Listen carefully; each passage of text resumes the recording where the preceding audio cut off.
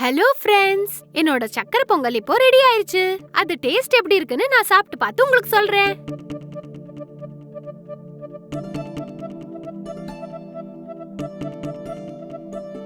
ம். வாவ், செம்ம டேஸ்டா இருக்கு. இத நான் தான் செஞ்சேனான்னு எனக்கே டவுட்டா இருக்கு. உங்களுக்கும் இதே டேஸ்ட் வரணும்னா நான் சொன்ன மாதிரி நீங்க செய்யுங்க, சரிங்களா? Bye friends.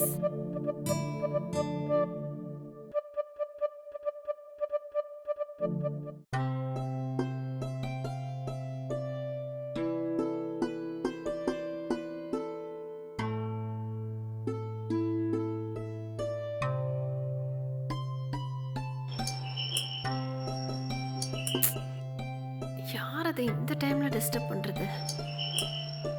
ம். ம். ஆ! யாருங்க நீங்க? மாஸ்க் எல்லாம் போட்டுட்டு வந்திருக்கீங்க. ஐயோ, என்ன எதுவும் பண்ணிடாதீங்க. பயப்படாத, நான் உன்னை ஒண்ணும் பண்ண மாட்டேன்.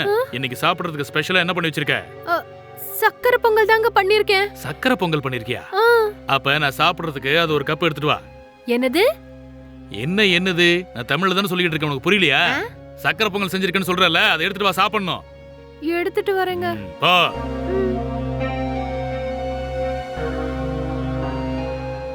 இந்தாங்க சாப்பிடுங்க. ஆமா, மாஸ்க போட்டுக்கிட்டு எப்படிங்க சாப்பிடுவீங்க?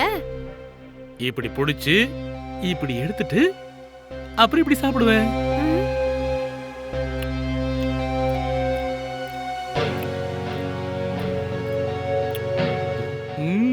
செம்ம டேஸ்டா இருக்கு. உன் புருஷன் ரொம்ப கொடுத்து வச்சவன். எதுக்கு? இப்படி ருசியா தினமும் அவனுக்கு விதவிதமா சமைச்சு போடுறல்ல, இந்த மாதிரி பொண்டாட்டி யாருக்கு கிடைக்கும்? அதனாலதான் கொடுத்து வச்சவன்னு சொல்றேன். சரி சரி, நீங்க சாப்பிடுங்க.